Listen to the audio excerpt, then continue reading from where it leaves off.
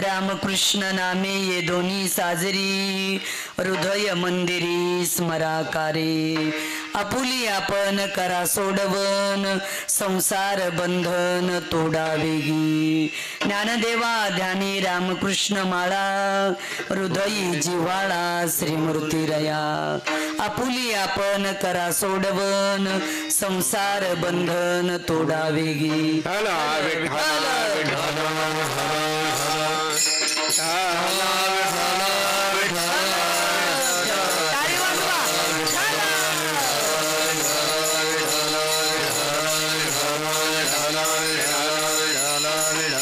पांडुरंगा करू प्रथम नमन पांडुरंगा करू प्रथम नमन पांडुरंगा करू प्रथम नमन पांडुरंगा करू प्रथम नमन दुसरे चरण तुमचिया दुसरे चरण संतातिया दुसरे चरण तुमचिया दुसरे चरण संतातिया कृपादाने कथेचा विस्तारू कथेचा विस्तारू कृपादाने कथेचा विस्तारू कथेचा विस्तारू बाबाजी सद्गुरु दास तुका बाबाजी सद्गुरु दास तुका बाबाजी सद्गुरु दास तुका प्रस्तुत प्राप्त प्रसंगी कीर्तन रूपी सेवेकरिता घेतलेला अभंग ज्ञानियांचे शिरोमणी साधकाचा मायबाप कैवल्य चक्रवर्ती श्री संत सम्राट उभ्या महाराष्ट्रामध्ये वारकरी संप्रदायाचा पाया ज्याने रचला असे श्री संत श्रेष्ठ ज्ञानेश्वर महाराज यांचा 3 चरणाचा नामाचं महत्व सांगणारा अभंग आहे.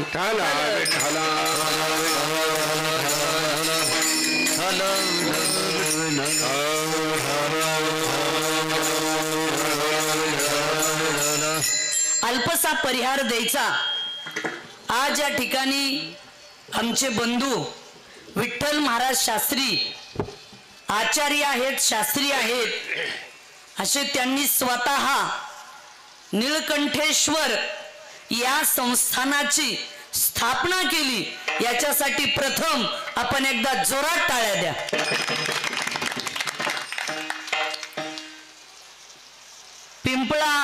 पिंपळा टप्पा, रुई, चिंचवण, सोन्ना खोटा या सर्व पंचक्रोशीतील या सर्वांच्या या ठिकाणचं हे नीलकंठेश्वर महान असं देवस्थान संस्थान वेदांत नगर या ठिकाणी आमचे बंधू विठ्ठल महाराजांनी खरंच हे फार मोठं काम केलं.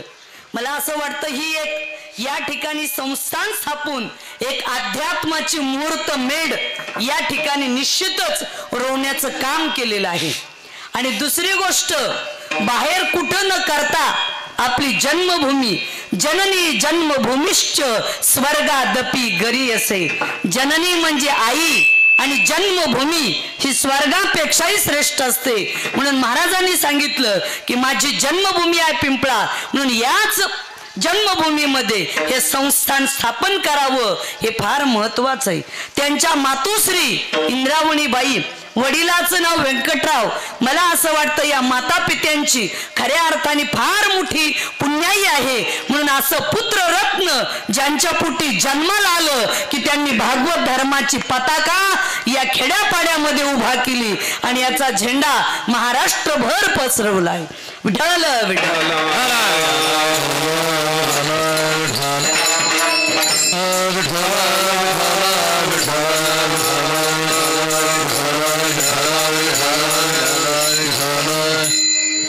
या कार्यक्रमासाठी आवर्जून ज्यांची उपस्थिती आहे, ज्यांनी श्री संत भगवान बाबा यांच्या सहवासात आयुष्य काढलं, आदरणीय गुरुवर्य महंत भीमसिंह महाराज यांच्याही सानिध्यात आयुष्य काढलं आणि आता शास्त्रीजीच्याही सानिध्यामध्ये असतात.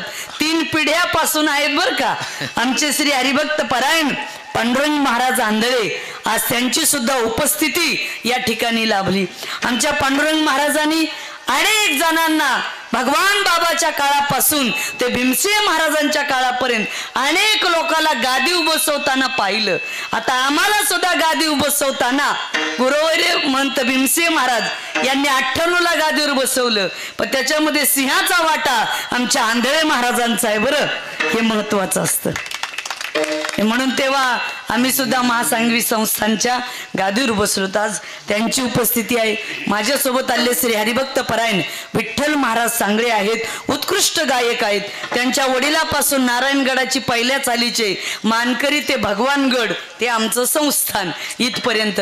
तसेच हरिभक्त परायण या ठिकाणी आमचेच बंधू श्री हरिभक्त परायण माधव महाराज ज्यांची वारकरी शिक्षण संस्था या परिसरामध्ये महाराजांनी सुद्धा उभी केली आणि त्यांचं सुद्धा कार्य फार चांगलं आहे.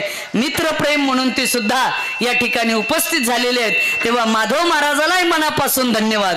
हे फार मोठं धर्माचं काम करणारी मंडळी आहे, यांच्यासाठी सुद्धा टाळ्या द्या.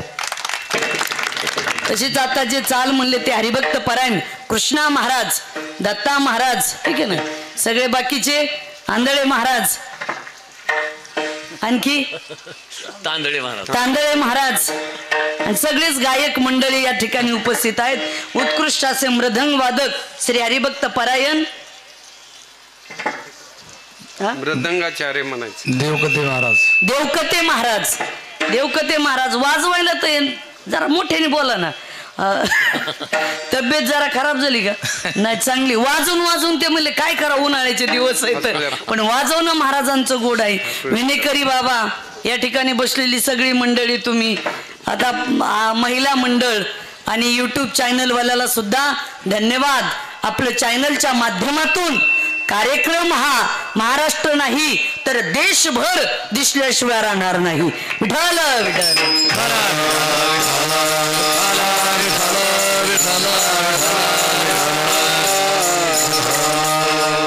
वडवणीकर आमचे सिस्टीम वाले, तुमचा आवाज सुद्धा छान आहे पण आवाज दाबू नका, जरा मोकळा सोडा. अगोदरच बीड जिल्ह्याचा आवाज मोठ्या प्रमाणात दाबण्याचा प्रयत्न होता, आता शिक मोकळा झालाय. मोकळा करा जरा, मोकळा सोडा. असा हे भजण्याची यांचे त्यांचे जरा आवाज मोकळे करा. विठ्ठल विठ्ठल.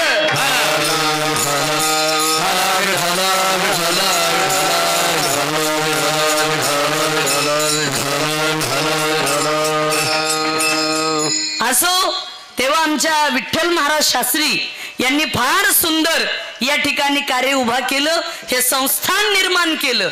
एक असतं एखाद्या गादीवर बसणं वेगळं, पण स्वतः संस्थान निर्माण करणं अवघड आहे. पण महाराजांनी हे शून्यातून उभा केलं. पण मी एक सांगेन माधव महाराज, शून्यालाच किंमत आहे. या विठ्ठल महाराज शास्त्रीजीसाठी जोरात टाळ्या वाजवा. बसा महाराज, फार छान काम. बसा ना, बसा. फार छान काम महाराजांनी केलं. महाराज आपली चर्चा झाली, ते म्हटले आई साहेब मी हे शून्यातून उभा केलं. पण महाराज अंक कितीही मोठा असू द्या पण शून्याशिवाय अंकाला किंमतच नाही. म्हणून शून्य मोठा आहे अंकापेक्षा सुद्धा. जी माणसं शून्यातून मोठी होतात ना तीच जीवनात मोठी होतात. ज्याच्या पोटाला चिमटा बसतो तीच माणसं कलेक्टर होतात आणि मोठी होतात. हे फार महत्वाचं आहे.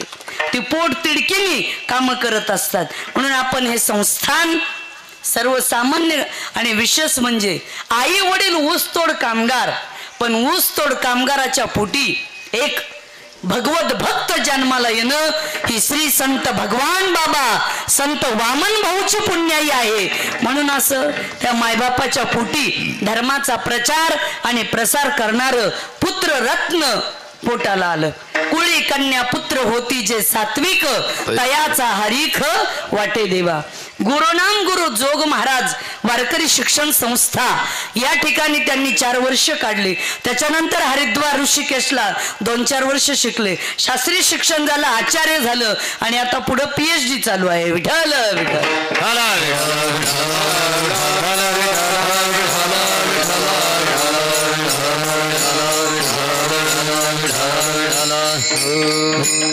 आणि नीळकंठेश्वराच्या मूर्तीची प्राणप्रतिष्ठा हे फार चांगलं निवडलं मंदिर शास्त्री महाराज. कारण महादेव हा सर्वात मोठा देव आहे, सर्वात मोठा देव. सर्व देवांचा बाप जर कोण असेल तर महादेव. अमृत पितो त्याला म्हणतात देव आणि विष पितो त्याला म्हणतात महादेव. अमृत कुणालाही पिता येतं, पण विष पचवण्यासाठी ताकद लागती. ती ताकद फक्त महादेवामध्ये. ज्यावेळेस देव आणि दानव यांचं समुद्र मंथन झालं आणि त्या समुद्र मंथनामध्ये लक्ष्मी निघाली, 14 रत्न निघाले. ते लक्ष्मी ही भगवान विष्णूला समर्पित तिने वरमाला घातली. कस्तुमणी निघाला, तोही भगवंताला दिला. दारू निघाली, ती आसुराला पाजली. आणि जेव्हा अमृत निघालं ते सुद्धा देव प्याले. पण जेव्हा विष निघालं तेव्हा देव आणि दानव दोन्हीकडे पळाले. कोणीच घ्यायला तयार नाही.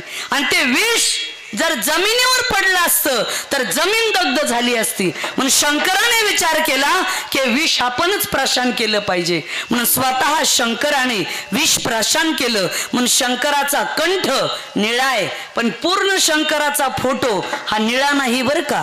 कर्पूर गौरम करुणावतारम संसार सारम भुजगेंद्रहारम सदा वसंतम हृदयारविंदे भवम भवानी सहितम नमामि. शंकराचा कंठ निळा आहे. तसं पाहायला गेलं तर शंकर हा कापराच्या ओढीसारखा पांढरा शुभ्र रंग आहे शंकराचा. पण हे जे पेंटर लोक आहेत का शास्त्री महाराज, यांनी मार्केटिंग साठी डायरेक्ट निळा करून टाकलंय. अलीकडे जाहिरातीचा काळ आहे, पॅकिंगचं युग आहे. शेतात काय पिकतं यापेक्षा बाजारात काय विकतं हे ज्याला जमलं ते सक्सेसफुल. सध्या मार्केटिंगचा काळ आहे, प्रत्येक क्षेत्रात तेच आहे. ज्याला जमलं त्याला जमलं. म्हणून मार्केटिंग वाल्यांनी या फोटोला असा निळा केलाय. विठ्ठल विठ्ठल.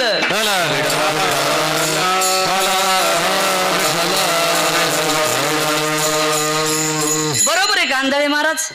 हा ही परिस्थिती आहे. मग शंकर, पण शंकराचं बघा किती मोठं आहे. शंकराचे सुपुत्र गणपती बाप्पा. या गणपतीचं वाहन काय आहे? उंदीर.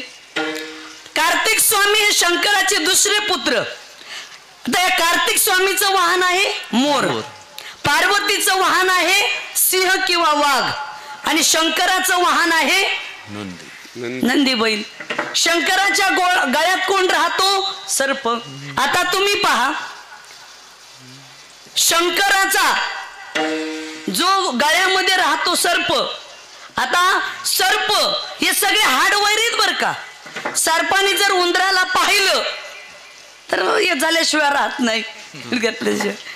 कार्तिक स्वामीच्या मोराने जर शंकराच्या गळ्यातल्या नागाला पाहिलं तर ते अवघडच आहे. शंकराच्या नंदी बैलाला जर पार्वतीच्या सिंहाने वाघाने फाडलं, किती मोठा बैल असू द्या, पण वाघ बैलाला टरटर फाडल्याशिवाय राहत नाही. उगी विचार करा, हे एकमेकावर टपलेले हाड वैरी पण सगळे शंकराचे एका घरात. आता शंकराच्या गळ्यामध्ये कोण राहतो? नाग म्हणजे सर्प. आणि शंकराला भेटण्यासाठी विष्णू भगवान आले. आता विष्णू भगवान आणि शंकर दोघ जण बसले चर्चा करत. चर्चा सुरू झाली. त्यांचं चहा पाणी, मग त्या काळात चहा नव्हता पण बसले, बैठक चालू झाली. तेवढ्यामध्ये शंकराच्या गळ्यातला जो सर्प आहे का, त्याने काय केलं, विष्णूचं वाहन गरुड याच्यावर फुसकारा टाकला. फुस. आता तुम्हाला सांगू का, माणसं कुठेही फुसफुस करतात. थोडी सत्ता आली की फुसफुस, पद आलं की फुसफुस, खुर्ची आली की फुसफुस, थोडा पैसा आला की आपल्यासारखा गावात कोणीच नाही, लगेच फुसफुस. 2-4 भाऊ एकत्रित असले, मनगट नेट असेल, ताकद असेल तर गावाला त्रास देणार. फुसफुस ताकदीच्या जीवावर. खुर्ची गेली, फुसफुस बंद. प्रत्येकाकडे तसलंच आहे. कोणाला ज्ञानाची फुसफुस, कोणाला गायनाची फुसफुस. का एक प्रकारची फुसफुस आहे का? पण तुम्हाला सांगू का, जेव्हा कोरोना आला तेव्हा गरीबापासून श्रीमंतापर्यंत सगळ्याचीच फुसफुस देवाने बंद केली. केली का नाही? देवाने दाखवून दिला, अरे सगळ्यापेक्षा शेवटी मी मोठा आहे. तसा शंकराच्या गळ्यातला सर्प हा गरुडाला फुसफुस करायला लागला. आता गरुड म्हणजे पक्ष्यांचा राजा.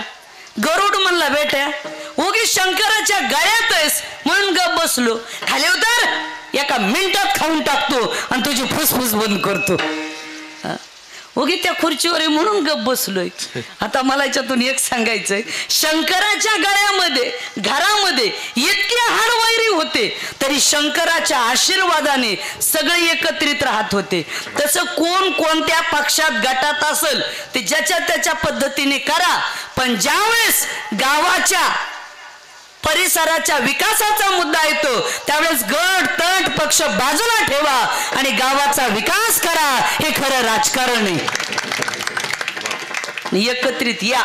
एकत्रित कसं राहावं हे शंकराच्या कुटुंबाकडून आपल्याला शिकावं लागतं. म्हणजे असे शंकर भगवान हे देवामध्ये सर्वात मोठा देव आहे म्हणजे महादेव. पण हे शंकर मोठे जरी असले सगळ्या देवात तरी ते नाव कोणाचं घेतात तर रामाचं. रामकृष्णना भजन करे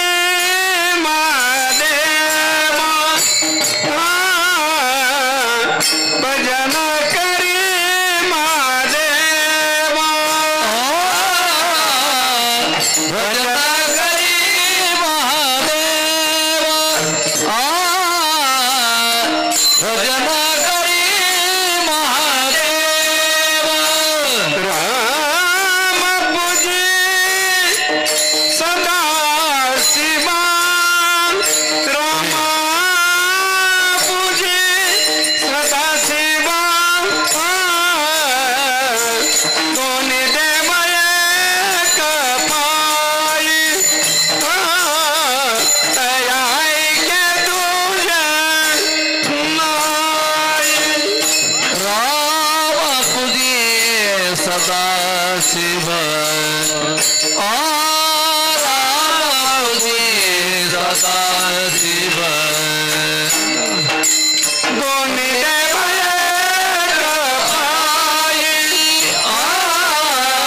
तया ऐके तुझे नाही.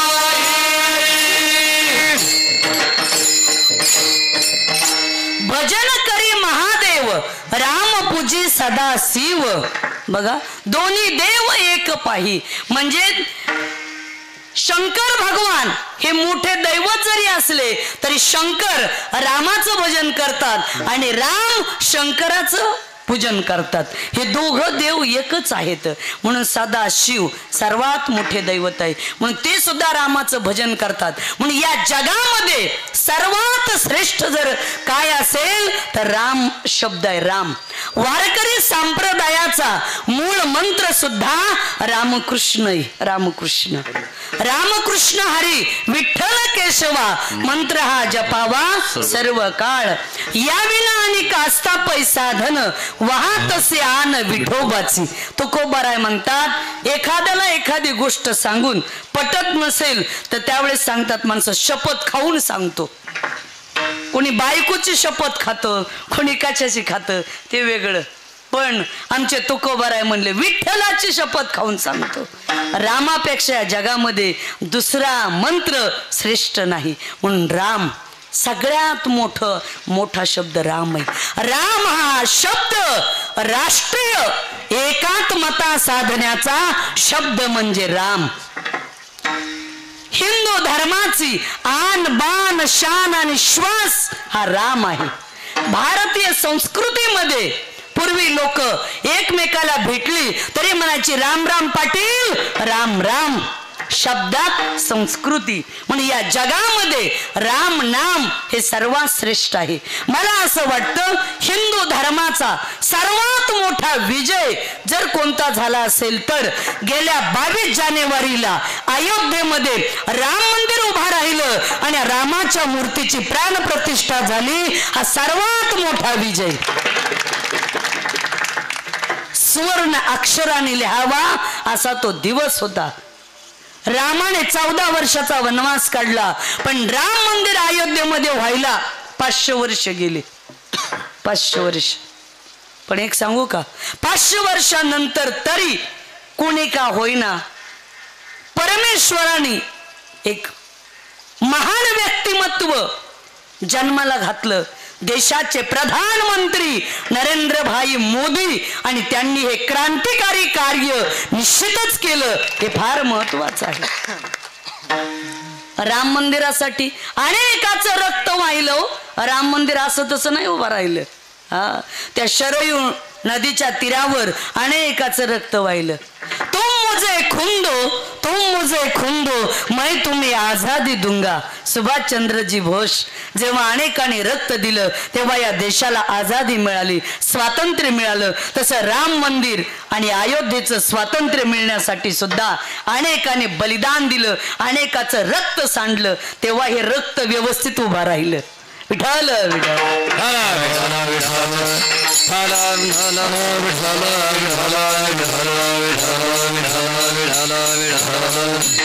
आणि अयोध्येमध्ये मंदिर उभा राहिलं. मंदिर रामाचं हे फार महत्वाचं आहे बघा. म्हणून अयोध्या राम मंदिर फार महत्वाचं. झाले राम राज्य काय उणे आम्हासी, धरणी धरे पिके गाई वळल्या मसी. राम राज्य आलं एवढं मोठं महत्वाचं. म्हणून राम नामामध्ये फार मोठी ताकद आहे.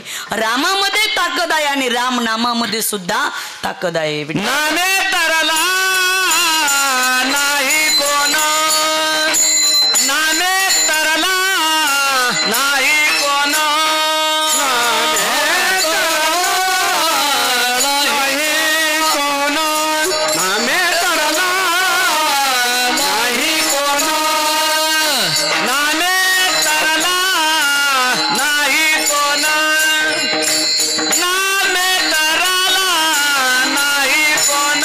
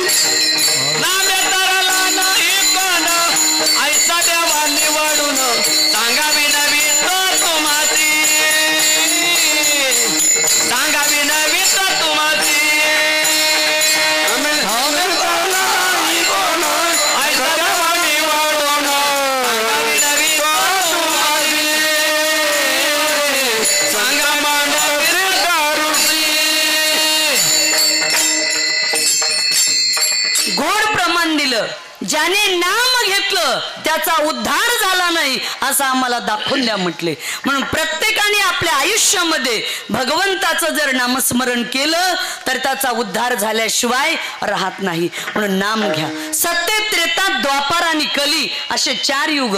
काही युगामध्ये तपश्चर्याला महत्व, पण अवघ्या वाटा झाल्या क्षीण.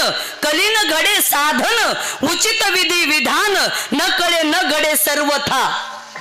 भक्ती पंथ बहु सोपा, पुण्य नागव्या पापा. कलियुगा माझी करावे कीर्तन, तेने नारायण देईल भेटी. कलियुगामध्ये कीर्तनच करावं. कोणतं कीर्तन? गुण कीर्तन, लीला कीर्तन, नाम कीर्तन. कीर्तनाचे अनेक प्रकार आहेत. उभा राहून करतो ते कीर्तन, बसून नामस्मरण करणं ते एक कीर्तन, आणि श्रीकृष्णाने काय लीला केल्या याचं वर्णन करणं याचंही नाव आहे लीला कीर्तन. भगवान श्रीकृष्ण परमात्म्याचं अवतार कार्य 125 वर्ष. 11 वर्ष गोकुळ, 14 वर्ष मथुरा, 100 वर्ष द्वारका. गोकुळात केलं समाजकारण, मथुरेत केलं राजकारण, द्वारकेत केलं धर्मकारण. या पृथ्वी तलावरचं पहिलं राजकारण जर कुणी केलं असेल तर ते आमच्या श्रीकृष्णाने. बराच वेळा लोक आम्हाला म्हणतात महाराज लोकाला राजकारणाशी काय घेणं देणं. होय आंधळे महाराज, पण राजकारणाचा जन्मच आमच्या अध्यात्मातून आहे. आम्ही जर करायचं ठरवलं, होय, वारकऱ्यांनी शेतकऱ्यांनी जर राजकारण करायचं ठरवलं तर आपण काय कमी पडणार आहेत का? हा, योगी आदित्यनाथ बाबा उत्तर प्रदेश, कायदे में रहोगे तो फायदे में, नाही तो असं. संन्यासी लोक फक्कड असतात हो, म्हणूनच क्रांती करू शकतात. म्हणून लक्षात ठेवा कधी पण. विठाल विठाल.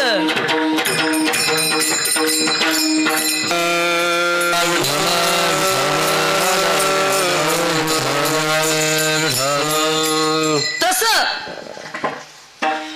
भगवान श्रीकृष्ण परमात्म्याने या पृथ्वी तलावरचं पहिलं राजकारण देवाने केलंय. गोकुळामध्ये राहायचे गवळी, त्या काळामध्ये गायी पाळायचे, गायीचं संरक्षण करायचे, आणि दही दूध तूप आपल्याला जसं वडवणी जवळ आहे तिथं नेऊन आपण विकतो तसं त्या काळात मथुरेमध्ये नेऊन विकायचे.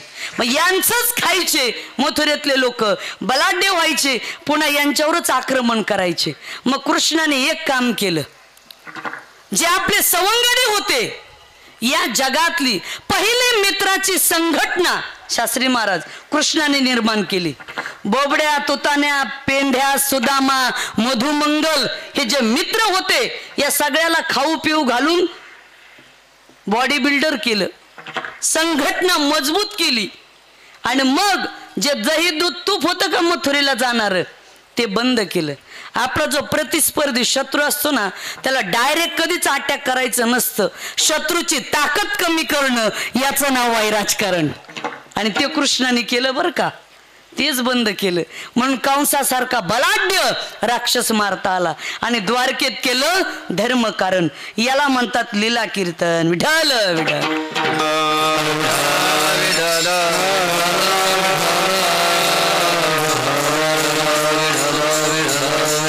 असे कीर्तनाचे अनेक प्रकार आहेत. सततम कीर्तयंतो माम यतंतश्च दृढव्रताः नमस्यंतश्च माम भक्त्या नित्ययुक्ता उपासते. अहोरात्र नाचू कीर्तनाचे रंगी, ज्ञान दीप लावू जगी. कीर्तनाच्या माध्यमातून सुद्धा ज्ञानाचे दीप लावण्याचं काम संत भगवान बाबा संत वामन भाऊ महाराजांनी केलं. श्री संत नगद नारायण महाराज श्री क्षेत्र नारायणगड इकरांनी केलं. बंकट स्वामी महाराजांनी केलं. गुरुवर्य भीमसिंह महाराजांनी केलं. गोरक्षनाथ टेकडीवरचे किसनगिरी बाबा यांनी केलं. अनेक संत महात्मे या मराठवाड्याच्या मातीमध्ये होऊन गेलेत. त्यांनी आपल्याला खऱ्या अर्थाने मानवी जीवनाची ओळख करून दिली. म्हणून असे सत्य होतात आणि संस्थान उभे राहतात. ही त्यांची पुण्याई आहे. विठाल विठाल.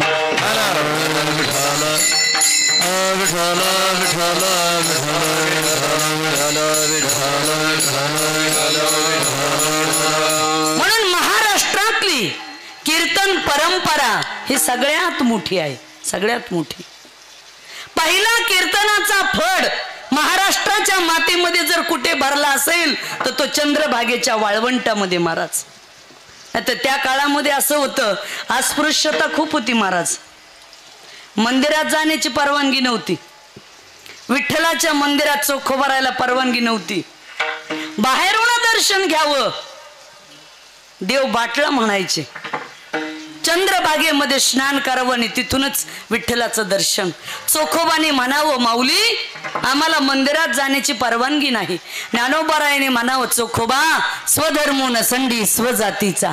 अरे जाऊ दे, पण या नारदाच्या गादीवर उभा राहून आणि संत भगवान बाबांना, संत मीराबाई आईसाहेबांना स्मरून निळकंठेश्वराच्या या पावन भूमीमध्ये एकच सांगेन आणि सगळ्यांनी छातीवर हात ठेवून एवढी गोष्ट लक्षात ठेवायची, कोणत्या जातीत जन्माला यायचं हे माणसाच्या हातात नसतं, पण माणसाचं काम जातवान असणं ही जगात सर्वात मोठी जात आहे. जी कामाने जातवान आहेत ना तीच माणसं आयुष्यात मोठी होतात, कोणी जीवनात मोठं होत नाही. बरं हे लक्षात ठेवा, ही काळ्या दगडावरची पांढरी रेग आहे. मग चोखोबा राय, ज्या डॉक्टर बाबासाहेब आंबेडकरांनी आमच्या देशाचं संविधान लिहिलं त्यांना सुद्धा अस्पृश्यता होती, म्हणून त्यांनी या हिंदू धर्मामध्ये मला राहायचंच नाही म्हणून बौद्ध धर्म स्वीकारला आणि त्याच्यात ते गेले. आज ज्यांच्याशिवाय हे संविधान बदलता येत नाही त्यांच्यावर देश चालतो, त्यांची सुद्धा ही परिस्थिती. मग अनेक साधू संत होते महाराज, अनेक साधू संत, फार अवघड होतं त्या काळात. आता आजही आरक्षणाचे मुद्दे आहेत, बरोबर आहे, तुम्हालाही आपल्यालाही आरक्षण मिळालंच पाहिजे, त्याबद्दल दुमतच नाही. प्रत्येक समाजाने ज्या त्या पद्धतीने लढा देणं ही लोकशाही आहे भारत देशामध्ये. लढणं हे ज्याचं त्याचं निश्चितच कर्तव्य आहे, त्याबद्दल दुमतच नाही. त्या 700-750 वर्षापूर्वी सुद्धा शास्त्री महाराज हेच होतं, तुम्हा आम्हाला कोणालाच आरक्षण नव्हतं. आमुची माळियाची जात शेत लावू बागाईत, आम्ही वारीक वारीक हजामत करू बारीक.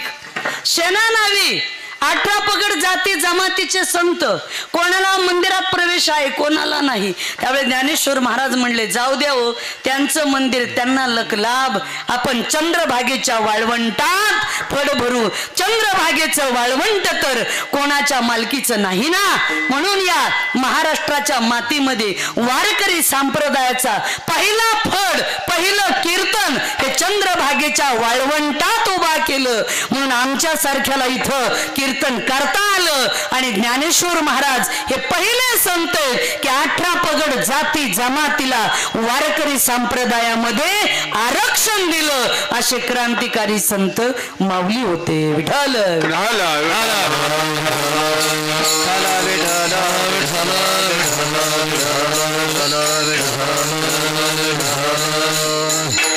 ब्राह्मण क्षत्रिय वैश्य शूद्र चांडाळा हे अधिकार, बाळ नारी नारा अधिकरून वेशाई. क्षत्रिय वैश्य शूद्र चांडाळा हे अधिकार,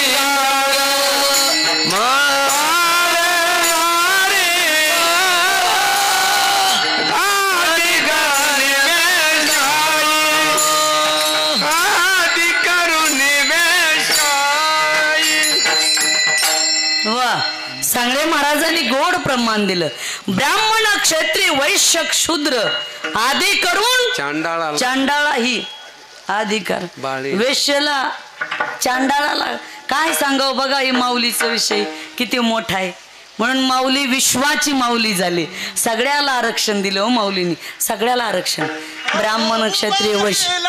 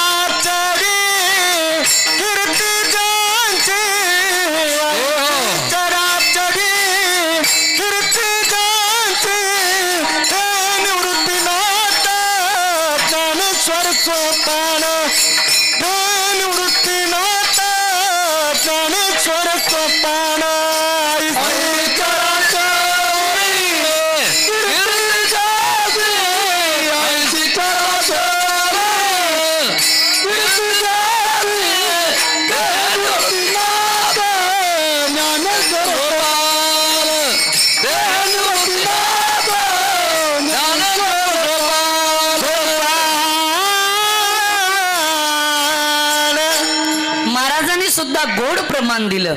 उभारेला हात उभारीला उभारेला ध्वज तिही लोकावरी. बघा तिही लोकावर ध्वज उभारणारे ते निवृत्ती ज्ञानदेव सोपान काका आणि मुक्ताई आमचे 4 भावंड. खरंच यांनी जी क्रांती केली ना हे महाराष्ट्राच्या मातीमध्ये महान क्रांती केली ज्ञानोबरायांनी, महान क्रांती. म्हणून आम्हाला सर्वांनाच अध्यात्म करण्याचा अधिकार थोर याती भलते नारे नर यारे यारे लहान थोर याती भलते नारे करावा विचारा न लगे चिंता कवनाची करावा विचारा न लगे चिंता कवनाची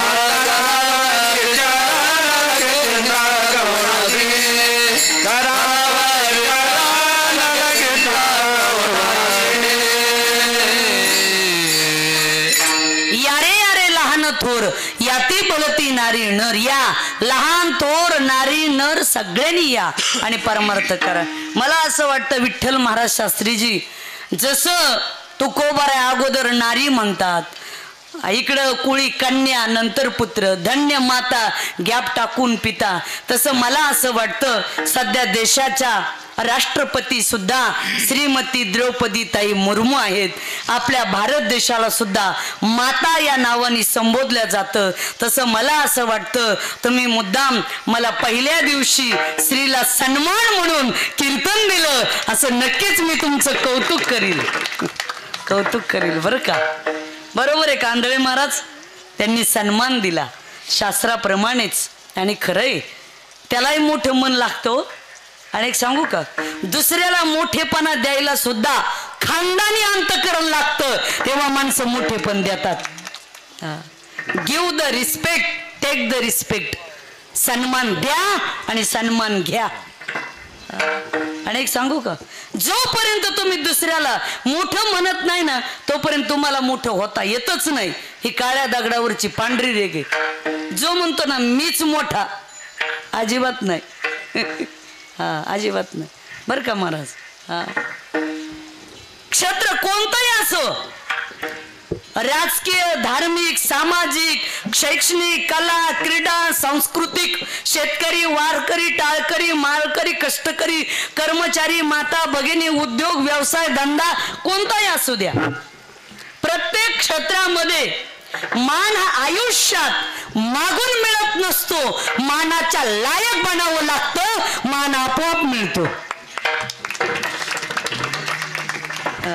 तुमच्याकडे योग्यता असेल ना तर निश्चितच मान मिळतो. तुमच्याकडे तेवढं क्वालिटी आणि क्वांटिटी पाहिजे, स्केल पाहिजे, किंबहुना तुमची उंची पाहिजे. लोक आपोआप मान देतात. तो द्या म्हणायची गरजच नाही. पूर्ण वारकरी संप्रदायाने ज्ञानेश्वर महाराजाला आई म्हणलं का, या आईने दीन दलित वंचित 8 पगड जाती जमातीच्या लोकांना माझं म्हणलं म्हणून माऊलीला सगळेजण माझं म्हणतात. हे मोठेपण आहे माऊलीचं. म्हणजे असे माऊली सुद्धा नामाचंच महत्व सांगतात की नाम किती श्रेष्ठ आहे. बरं नाम मोठं आहे हे सगळं खरंय, पण कलियुगामध्ये आयुष्य कमी आहे. कमी काळामध्ये जीवनाचा उद्धार करायचंय, कोणतं नाम घ्यायचंय. आता ओम नमः शिवाय नमः अनेक नाम आहेत. विठ्ठल विठ्ठल आहे, कोणी साईबाबाचं नाव घेतय, कोणी स्वामी समर्थाचं घेतय. आता अनेक नाम आहेत, पण आता कुणाचं नाव घ्यायचं. तर माऊली एकच म्हणले, जगामध्ये हे नाम घ्या म्हणजे उद्धार लवकर होईल. रामकृष्ण नाम हे दोन्ही साजीर, रामकृष्ण नाम हे दोन्ही साजीर,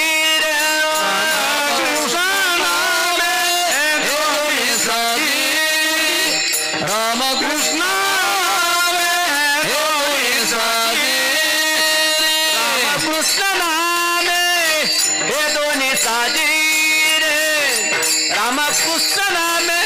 हे दोन्ही साजी रे रामकृष्ण नाम हे दोन्ही साजी रामकृष्ण नाम हे दोन्ही साजी हृदय मंदिरे स्मरकार हृदय मंदिरे स्मरकारे आपोली आपण करा सोडवण आपोली आपण करा सोडवण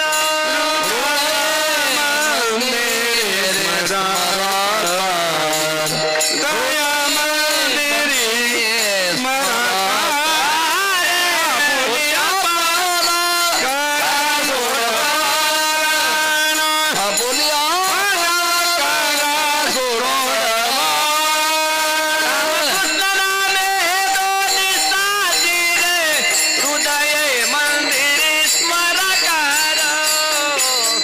हृदय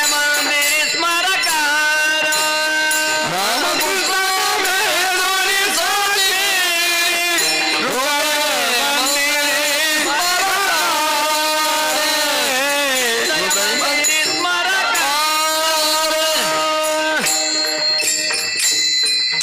महाराजांनी गोड प्रमाण दिलं.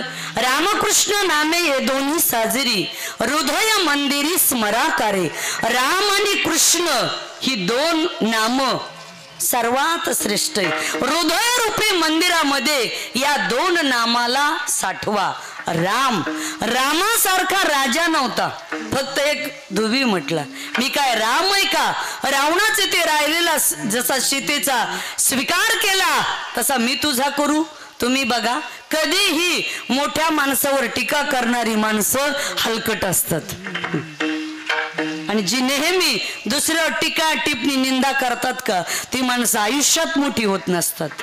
मला असं वाटतं जे नेहमी दुसऱ्यावर टीका करतात ना, गावात कुठेही काही होत्याने टीका करायची आणि नेहमी वाईट आणि निगेटिव्ह मेसेज जे पसरवत राहतात ना, मला असं वाटतं परमेश्वराने स्वतंत्र यांना जन्माला घातलंय बरं का.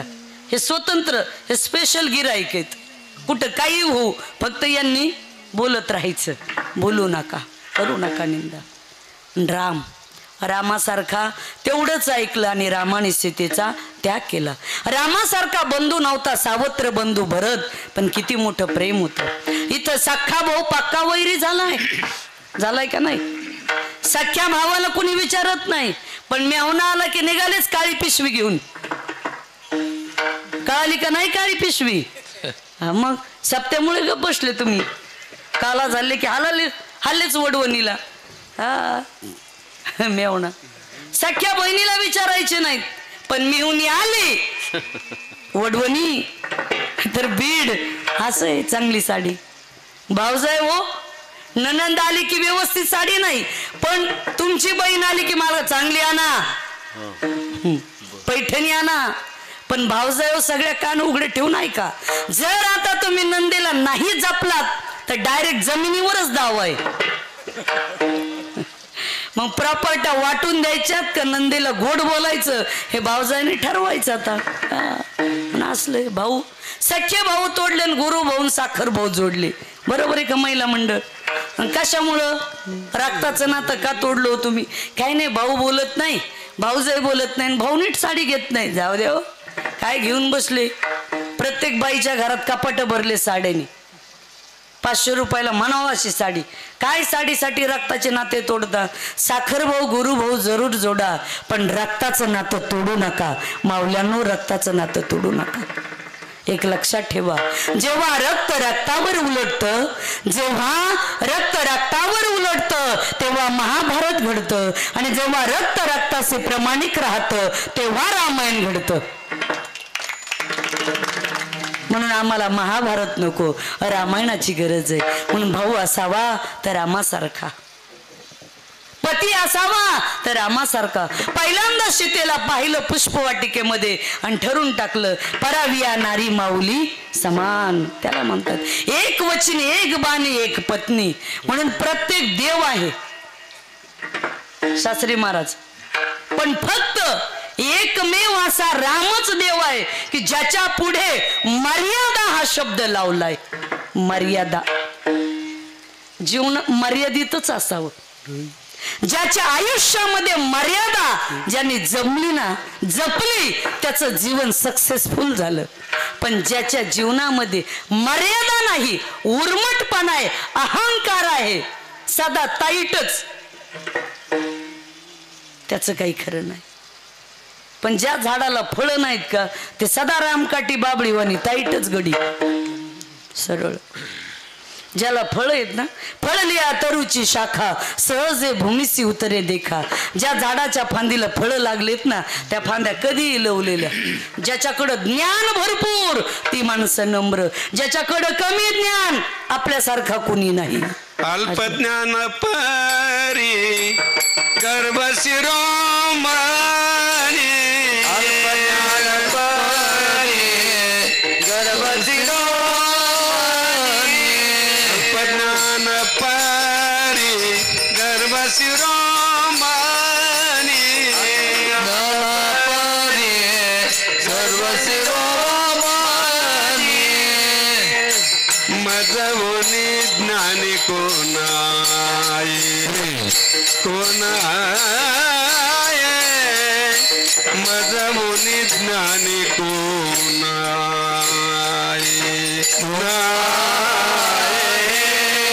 मजवुनी ज्ञानी कोण आहे,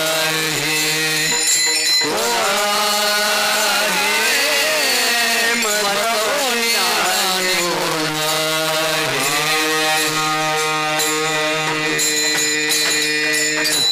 अल्पज्ञान परी गर्व शिरोमणी मजहुनी ज्ञानी कोण आहे. ज्ञान अल्प पण गर्वामध्ये शिरोमणी, आणि म्हणणार माझ्यासारखा ज्ञानी कोणी नाही. असं वेगळं तसं नसावं जीवनामध्ये. म्हणून मी आपल्याला मुद्दा मांडला होता की मर्यादा. तसं रामाचं जीवन मर्यादा पुरुषोत्तम परमात्मा होता. रघुकुल रीती सदा चली आई, प्राण जाय पर वचन न जाई. असं रामाचं जीवन होतं. म्हणून रामासारखा पिता नव्हता. हम दो हमारे दो, लव आणि कुश दोनच मुलं होती. सध्या भारताची लोकसंख्या वाढली म्हणून सरकार सांगतंय हम दो हमारे दो, पण हा कायदा रामचंद्र प्रभूंनी त्या काळातच अंमलात आणला. बरोबर आहे का? संख्या फार झाली आता त्याच्याकरता. म्हणून राम, आदर्श जीवन रामाचं. म्हणून राम. आणि दुसरं कृष्णाचं जीवन. कृष्णही तसाच होता हो. एक वचनही नाही, एक बाणही नाही, एक पत्नीही नाही. खरं आहे ते. साम दाम दंड जशास तस, टीट फॉर टॅट हे जगणं होतं श्रीकृष्णाचं. आणि खरंच कृष्णाचं जीवन सुद्धा वेगळं होतं. कृष्णाच्या लीला बघू नका हो, कृष्णाची गीता बघा. कर्मण्यवाधिकारस्ते मा फलेषु कदाचन. 5000 वर्षापूर्वी श्रीकृष्णाने सांगितलं कर्म करा, तुम्हाला फळ मिळाल्याशिवाय राहणार नाही. कर्मवादी जीवन जगा. कर्म आणि कर्म केलं पाहिजे. जपी तपी ज्ञानी संन्यासी विद्वान पंडित देव असेल कुणी असा, पण कर्म केल्याशिवाय कोणालाही चुकत नाही. आणि जो माणूस कर्म करतो तो जीवनामध्ये मोठा होतो. कर्म केलं पाहिजे. कधी कधी निष्क्रिय माणसं म्हणतात काय नाही हो. म्हटलं कस काय नाही, बरं आहे आपलं काय हो. ठेविले अनंत तैसेची राहावे, चित्ती असू द्यावे समाधान. होय बरोबर आहे कांदळे महाराज. देव ठेवील तसं. देव म्हणतो मग झोप नको उठो, तसं नाही हो. करा करा. ज्याचं मन मनगट मेंदू स्ट्रॉंग आहे त्याला आयुष्यात कधी कमी पडत नाही. कर्म करा. मन आतून माणसं स्ट्रॉंग पाहिजेत. काही काही माणसं बाहेरून दिसायला धिप्पाड पण आतून पार ढिले, काहीच नाही. काय उपयोग आहे. मजबूत पाहिजे माणूस. बाहेरून कसा दिसू द्याव पण आतून खचू नका. आत्मविश्वास हा जगातला सर्वात मोठा मूळ मंत्र आहे.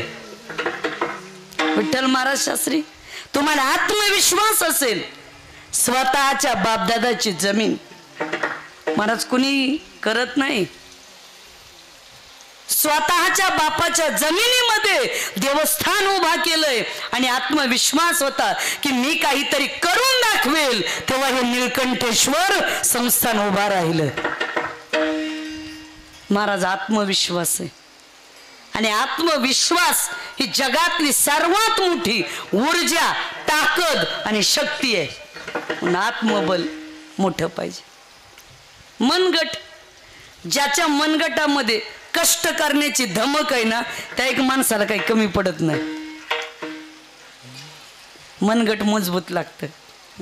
आणि मेंदू, ज्याचा मेंदू स्ट्रॉंग आहे त्यालाही काही कमी पडत नाही. मेंदू, बुद्धीचे वैभव अन्य नाही दुजे, एका केशवराजे सकळ सिद्धी. मेंदू पाहिजे माणसाकडं. ह्या 3 गोष्टी असल्या का माणूस सक्सेस झाल्याशिवाय राहत नाही. विठाल विठाल.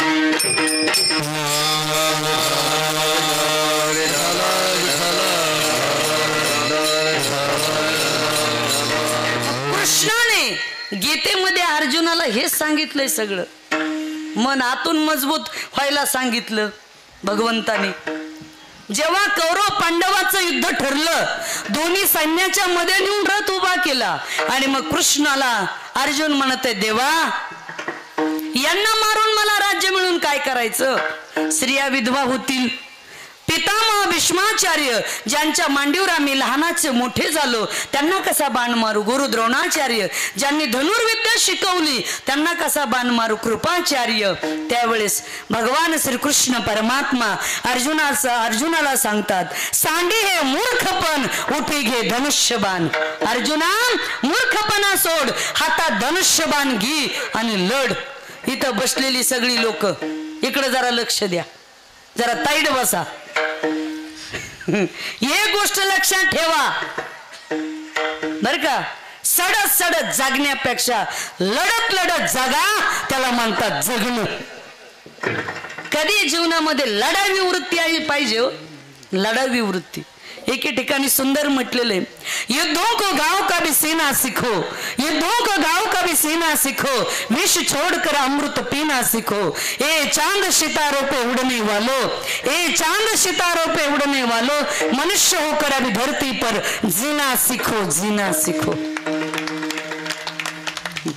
जगायचं शिकले पाहिजे. महिला मंडळ तिथंच असं काय करतात, काय कमाल झाली. जिजाऊमा साहेब झाशीच्या राणीने अशा तलवारी चालू. हे अॅक्युप्रेशर आहे. जेवढी जोरात टाळी वाजवताना आयुष्यात अटक येत नाही. वाजवा टाळी. विठाला विठाला.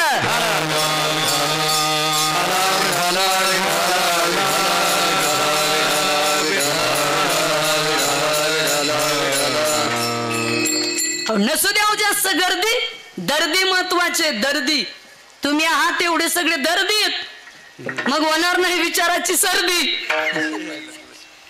हा दर्दी आहेत, शानी माणसं आहात आपण. होय, उभा राहिलेली तेवढेच आहे, तेवढेच असं. म्हणून हे मेंदू हे सगळं सांगितलं तुम्हाला. आतून स्ट्रॉंग पाहिजे. हे श्रीकृष्णाने गीतेमध्ये सांगितले आम्हाला. कर्मण्येवाधिकार असते, याच्यासाठी लढाईची वृत्ती सांगितली. म्हणून राम आणि कृष्ण ही 2 नामं जपा. म्हणून रामकृष्ण नामे हे दोन्ही साजरी. हे 2 नामं साजरी आहेत. हृदय मंदिरी स्मरा करे, आणि हृदयाच्या मंदिरामध्ये स्मरा. हृदय, हृदय सगळ्यात श्रेष्ठ आहे बरं का. तुम्ही डॉक्टरकडे जर गेलात तर डॉक्टर आपल्या कानात डिग्री असते आणि आपल्या छातीवर लावतो आणि छातीवर सारखं असं पंपिंग चालू असतं. किती माणूस कोमात टाकला, जोपर्यंत हे चालू आहे ना धुकधुकी, तोपर्यंत माणूस जिवंत आहे. हे बंद पडलं की माणूस संपला. म्हणून हृदय हे सगळ्यात मोठं आहे. पण हृदय माणसाचं डुप्लिकेट झालं. काही माणसं वरून दुसती ना आतून कुस्ती आहे.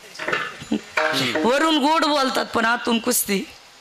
25 वर्षी एकत्रित एका ताटात मित्र जेवतात आणि 25 वर्षांनी कळतं मित्रानेच मित्राचा गळा कापला. असे मित्र आहेत. आणि सध्या तर सगळे मित्र पक्ष, कोण कोणा बरोबर फुटल, कोण कोणा बरोबर जाईल, कोण कोणाचा कार्यक्रम लावेल, काय सांगता येते का? मित्र साधे आहेत का? वरून दुसती नातून कुस्ती. गाडीत एकाच्या, प्रचार एकाचा, मतदान एकाला, दारू एकाची. विचारलं तुम्ही कोणाचे, ते म्हणतात तस काय नाही, पाणी तेरा रंग कैसा जिसमें मिले वैसा. आता कुठे खरं राहिलंय का काही काय खरं असं मित्र आहे हो. हा हृदय चांगलं ठेवा. जयाचे चोखटे मानसी मी होणे असे गा क्षत्र संन्यासी जया निजल्या ते उपाशी वैराग्य गा. ज्ञानेश्वर माऊली ज्ञानेश्वरीमध्ये सांगतात ज्याचं आत्म शुद्ध झालंय चांगलं झालंय ना तिथं मी क्षत्र संन्यास घेऊन राहतो. तुका म्हणे चित्ता करारे निर्मळा तुका म्हणे चित्ता करारे निर्मळा म्हणे चित्ता करारे निर्मळा तुका म्हणे चित्ता करारे निर्मळा देवोनी गोपाळ राय देवोनी गोपाळ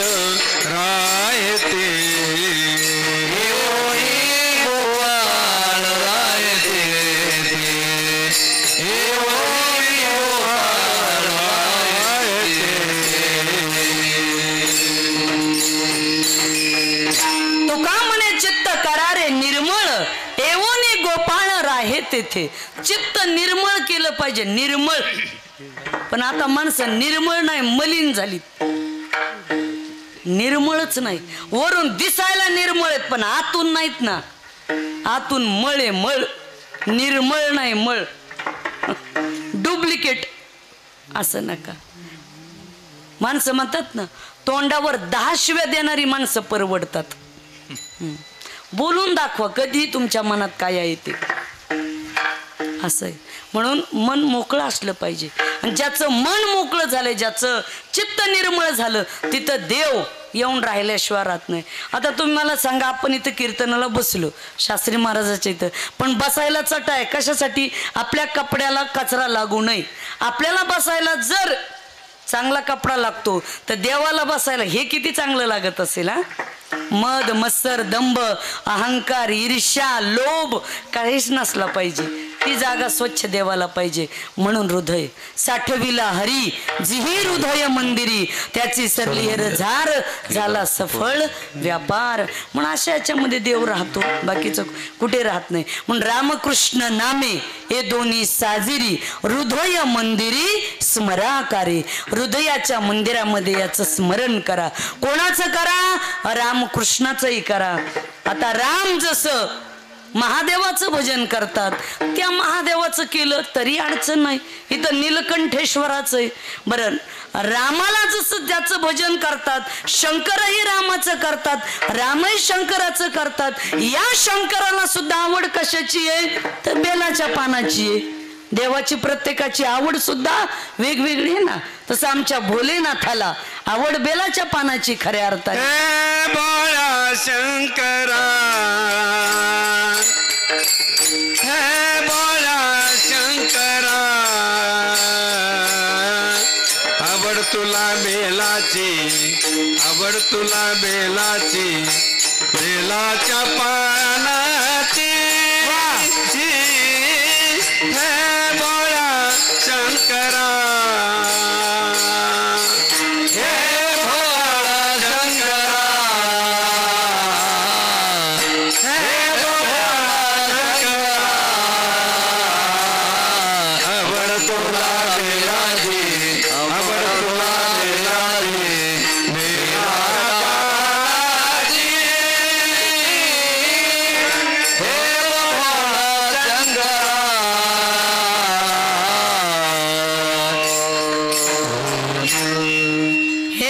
शंकर आवड तुला बेलाची बेलाच्या पानाची. ते याच्यासाठी सांगितलं की शंकर भगवान इथे आहेत. तसं त्याचंही नामस्मरण केलं तरी चालतंय. शंकराला आवड कशाची बेलाच्या पानाची. रामाला विठ्ठलाला आवड कशाची तुळशीची. तुळशी बुक्का हे सगळं एकच आहे. हरी हरा भेद नाही नका करू वाद. बरोबर आहे कांदळे महाराज. काही वाद करायचं कारण नाही. जसं रुईच्या तलावातलं पाणी एकच आहे. मग पिंपळ्यानी आणलं रुईनी आणलं सर्वच गावाला पाणी आलं. पाणी हे तत्व एकच आहे. फक्त कोणी माठात ठेवलंय कोणी टीप मध्ये ठेवलंय कोणी स्टीलच्या हांड्यात ठेवलंय कोणी भांड्यात ठेवलंय. फरक एवढाच आहे.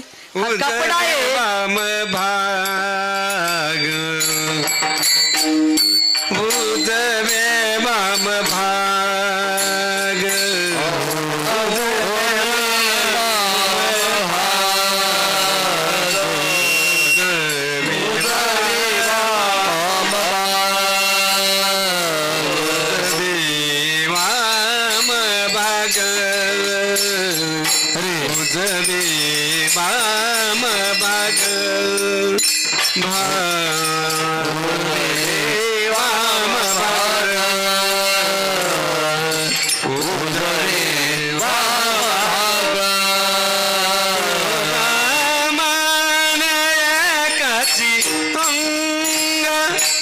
कमान एका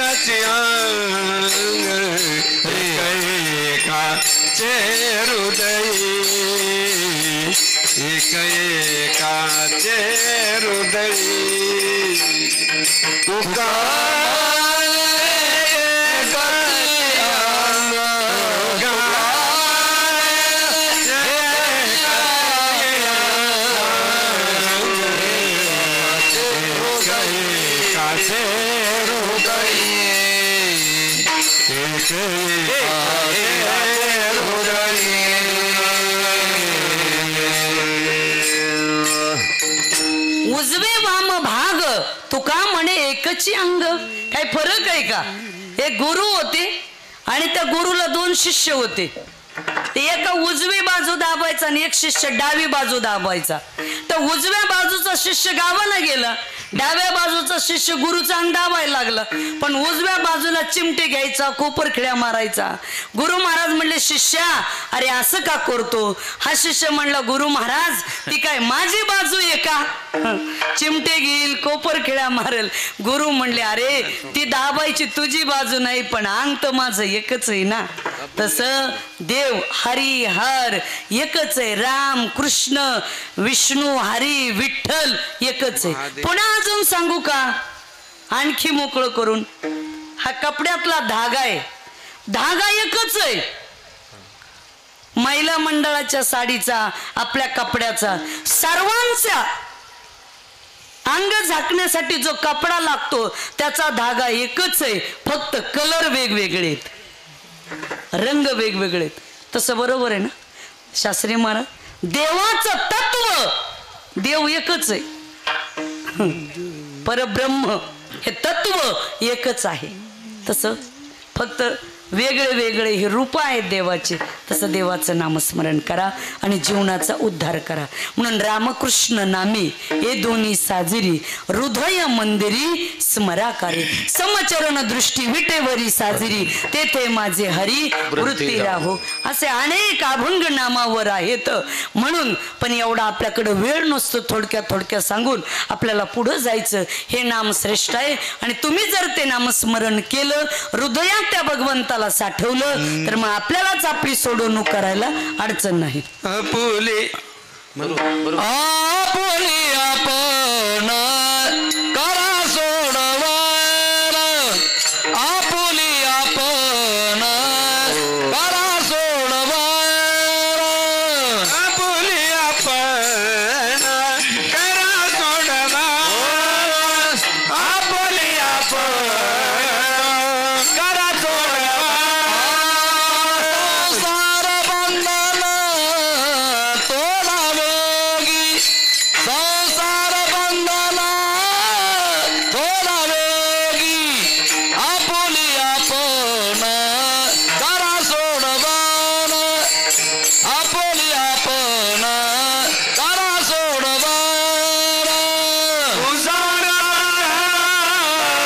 तोडावेगी, सारवाराला तोडावेगी, आपुले आपण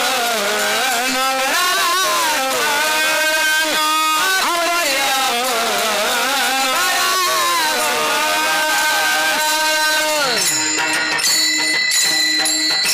आपुले आपण करा सोडवण, संसार बंधन तोडावेगी. आपणच आपली सोडवणूक करा आणि संसाराचं बंधन वेगाने तोडायचे. तुम्हाला कोणी याच्यातून सोडवणार नाही. आपल्यालाच आपली सोडवणूक करून घ्यावे लागेल. कोणी घेत नसतं. तुकाराम महाराज दरवर्षी वारीला जायचे आणि एक जणाला रस्त्यात थांबल्यानंतर म्हणायचे, अरे चल ना पंढरपूरला.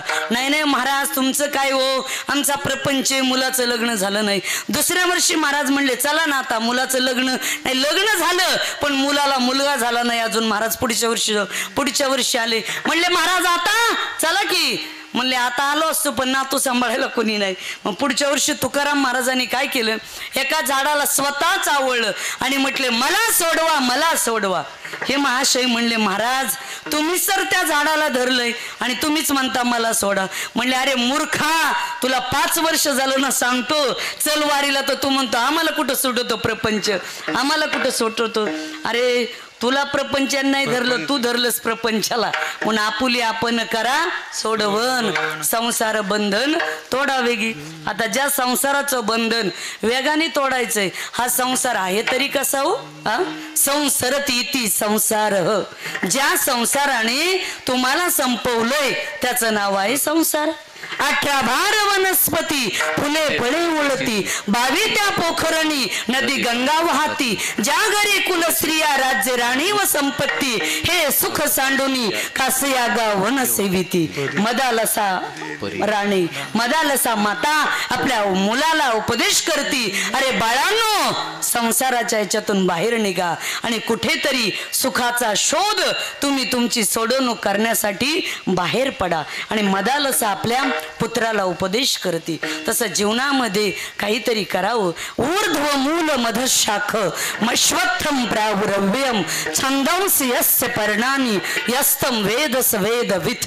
सामान्य वृक्ष पाहिला तर याची मुळं खाली आणि शेंडेवरती, पण संसार वृक्षाची मुळं वरती आणि शेंडे खाली. जे लोकीचा चंद्र क्षयरोगी, कलियुगातील चंद्रालाच क्षयरोग लागलाय, त्याच्यामुळे इथे सुखाची कहाणी ऐकायचं काही कारण नाही. म्हणून असा हा संसार आहे. टिकूबाई टिकू विठ्ठल रुक्मिणी, 2 बाल बच्चे हातवय ताना तताईनं, बॉडी गाडी माडी एखादी साडी, झाला संसार. काय आहे संसार? पती पत्नी मुलं बाळ. पती पत्नीचा संसार म्हणजे जसं कप बशीचं घर तसा संसार. कप म्हणजे पुरुष, बशी म्हणजे स्त्री. कप बशीचं घर कुठं टांगलेलं असतं, भिंतीच्या कडेला खिळा मारून. बशी काय करते, सोफा सेट सारखी टिकून बसती, पण कपाची दांडीच पकडली, ऊपर भी नाही और नीचे भी नाही. बशी जर फुटली तर बिचारी मुक्त होती, पण कपाची दांडी जरी फुटली तरी तुम्हाला सुट्टी नाही. किती श्रीमंत घरीचा बिना दांडीचा कप हजर, ब्रह्मचारी कप. मग तुम्हाला काय श्रीखंड गुलाबजाम ठेवायला आहे का? नाही, हिरवी मिरचीचा ठेसा. आणि आई सर म्हणते, बाळा जा रे, या कपात मीठ नाही तर तेल घेऊन मारू तिला. असले कपाचे का साधे झालेत का? बी बियाणाच्या दुकानात कप हजर, कापड दुकानात कप हजर, पीक विमा आलं की कप हजर, ऊसाच्या बिलाला कप हजर. कपाची का साधी फजिती का? तरी घरच्या मॅडम म्हणतात आमच्या काही कळत नाही, आणि हे म्हणतात आपल्याशिवाय काही होतच नाही. कप हिंडे दारोदारी, बसी बैठी आराम, इसका नाम आहे संसार. असलं झालं काय? विठ्ठल विठ्ठल विठ्ठल विठ्ठला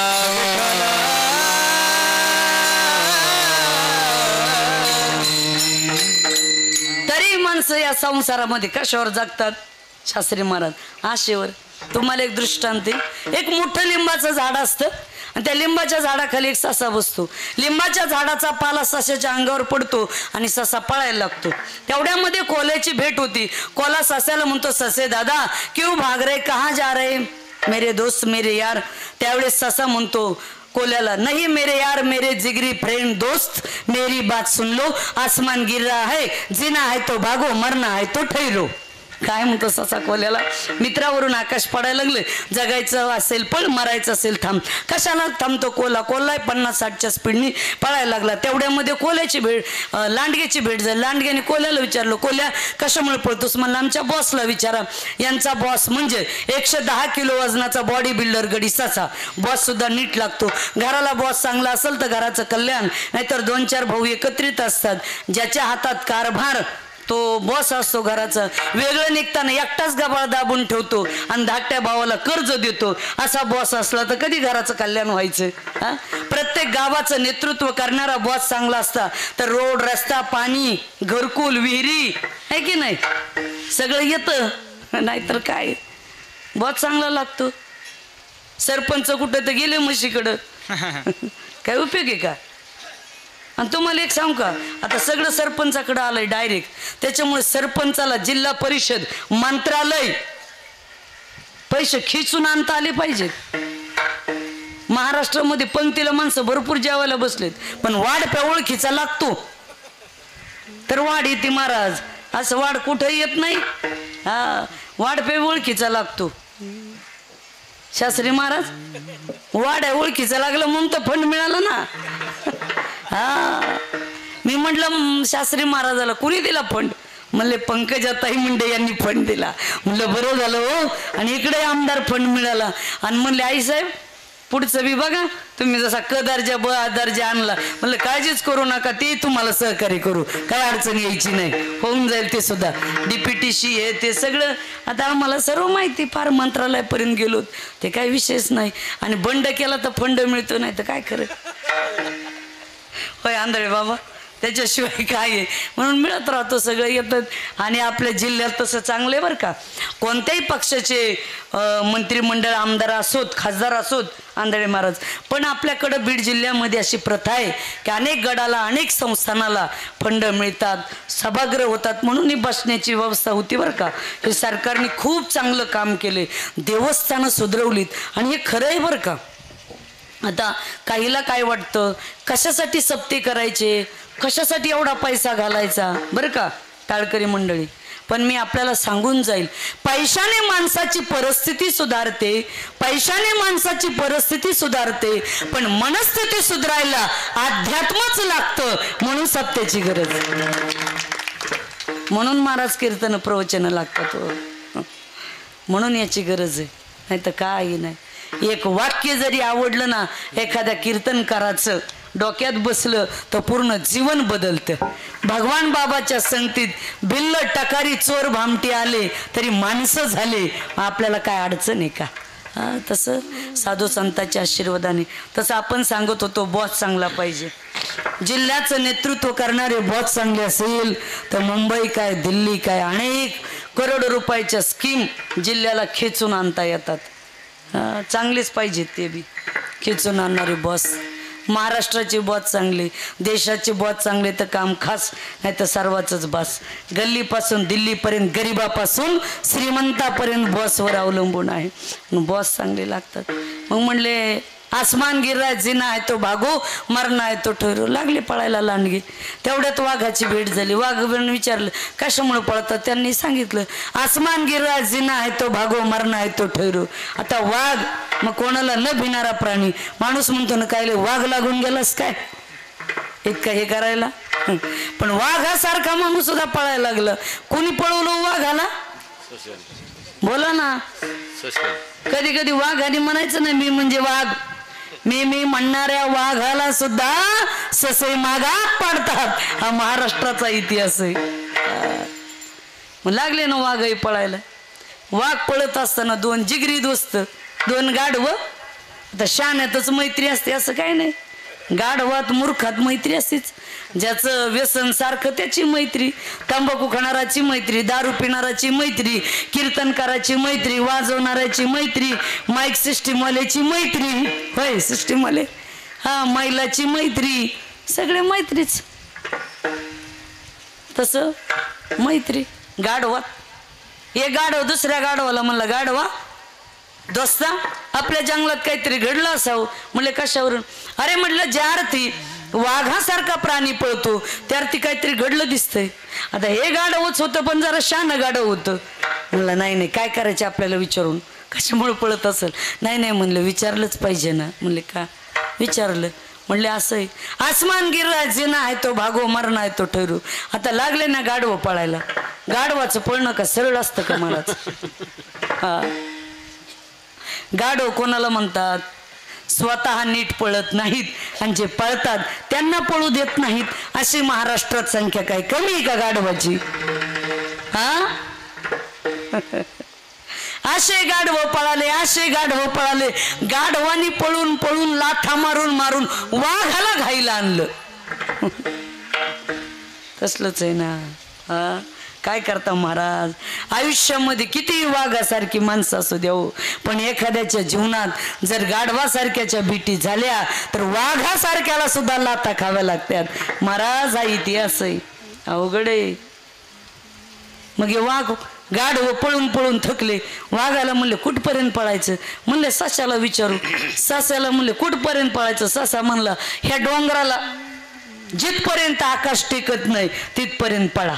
आता कुठं आकाश टेकत आहे का, आकाश टेकत नाही, जीवनाचं पळणं सर्व सुखाची आशा जन्म गेला, सर्व सुखाची आशा जन्म गेला, क्षण एक मुक्ती यज्ञ नाही केला, क्षण एक मुक्ती यज्ञ नाही केला, दिशासी न पाव हिंडता दिशा न माया भेटीला जीव माझा, माया वेशेला जीव माझा, नेनती कोणी माझे स्वहित, नेनती कोणी माझे स्वहित, नेनती कोणी माझे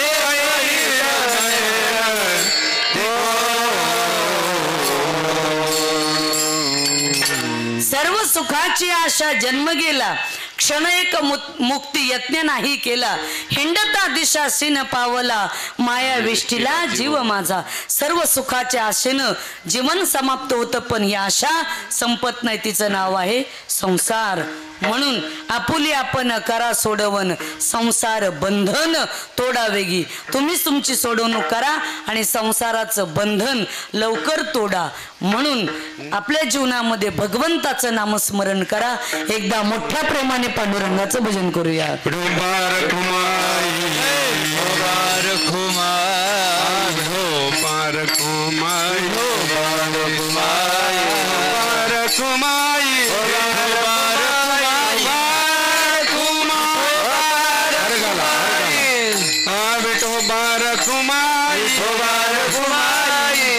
खुमार, डोंबार कुमाई, विठोबार कुमार, बोला बोला टाळ्या वाजवा, मना शांतरी.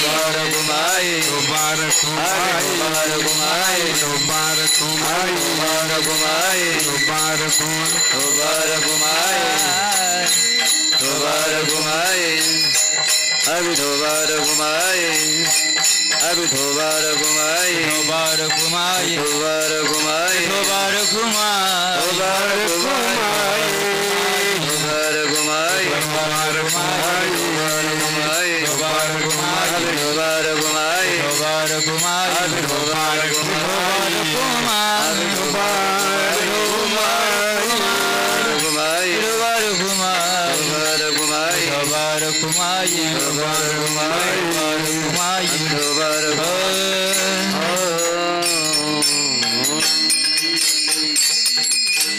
रामकृष्ण नामे ये दोन्ही साजरी, हृदय मंदिरी स्मराकारे, आपुले आपण करा सोडवण, संसार बंधन तोडा वेगी.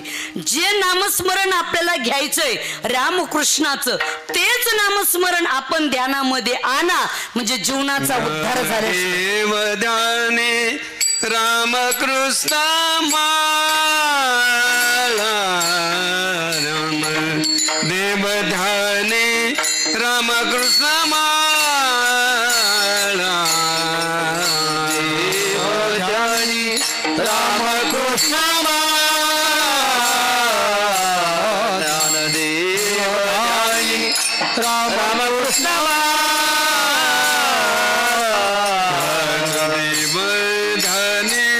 रामकृष्ण माला, देवधानी रामकृष्ण माला, देवधानी रामकृष्ण माला, देवधानी रामकृष्ण जीव भाळा मूर्ती राया, श्रीमूर्ती राया आपुली आपण करा सोडवान आपुली आपण करा सोडवान जीवाली मूर्ती राया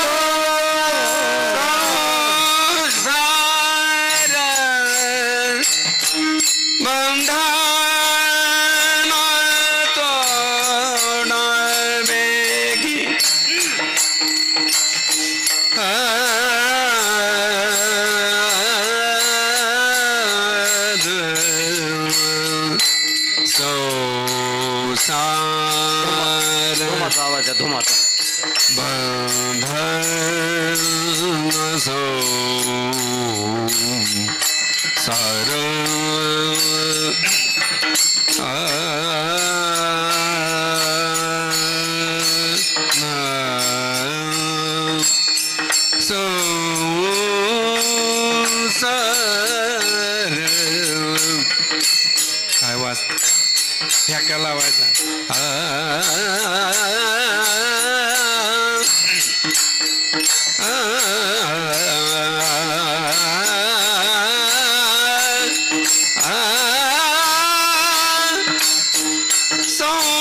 संसार बंधन तोडावेगी संसार बंधन तोडावेगी आपुली आपण करा सोडवान आपुली आपण करा सोडवान संसार बंधन तोडा वेगी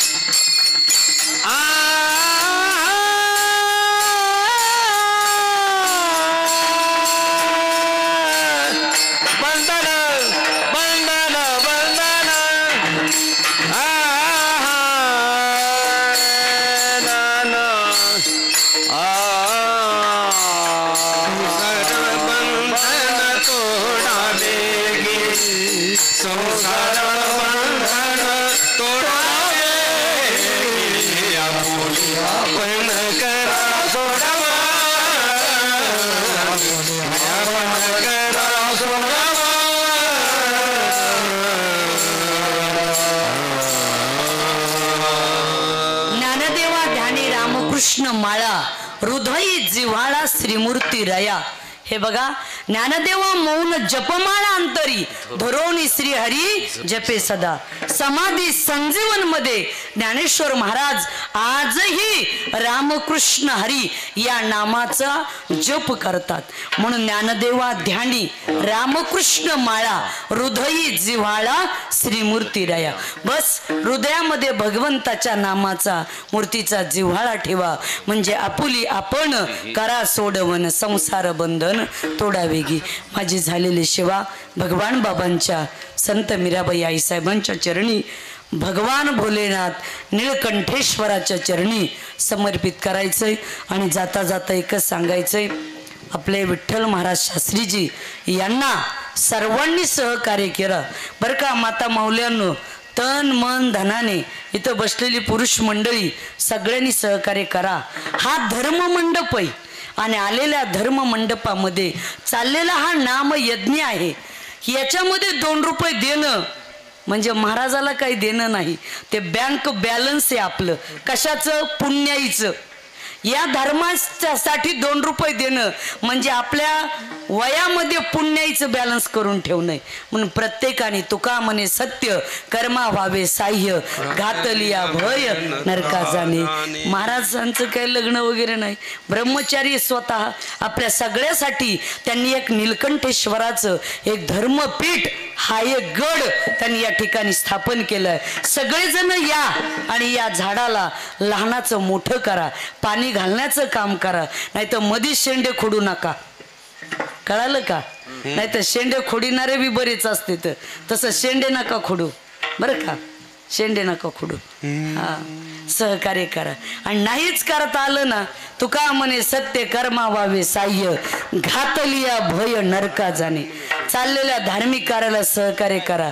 आणि नाही करता आलं आणि जर आडवा आलात तर मग नरकाशिवाय दुसरी जागाच नाही महाराज, मग तुम्ही ठरवा. म्हणून सगळ्यांनी सहकार्य करा. गड संस्थान उभा करणं सोपं नाही. आम्ही सुद्धा एका गडावर आहोत. 27 वर्ष झालं संस्थान मोठं करता करता फार वेळ जातो. तसं महाराजांनी कमी वयात कमी काळात एवढं मोठं केलंय. जंगलामध्ये मंगल उभा केलंय. हो, एकदम असं वाटतंय आपण कुठंतरी पश्चिम महाराष्ट्रात आलो. विठ्ठल महाराज शास्त्री एकदम सदन आणि एवढा बागायती एरिया आहे. एवढ्या लवकर एवढं झालंय, आणखी खूप मोठं होईल, काळजी करू नका, खूप मोठं होईल. आणि भगवान भोलेनाथाची कृपा आपल्या पाठीशी, ज्याच्या पाठीमागं महादेवाचा आशीर्वाद आहे आणि भगवान बाबाचा आशीर्वाद आहे, ऐश्वर्य संपन्न लक्ष्मीकांत बाबाचा आशीर्वाद आहे, काही कमी पडणार नाही. असं सगळ्यांनी सहकार्य करा. पुन्हा एकदा माझ्या वाणीला विराम. ज्ञानेश्वर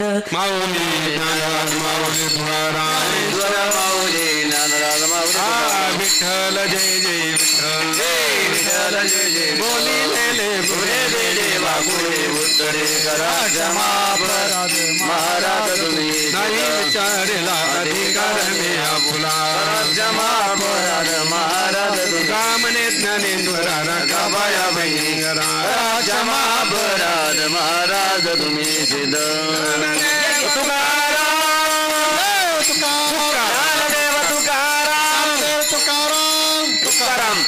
तुकाराम पुंडलिक वरदानी श्री ज्ञानदेव तुकाराम पंढरीनाथ महाराज की जय.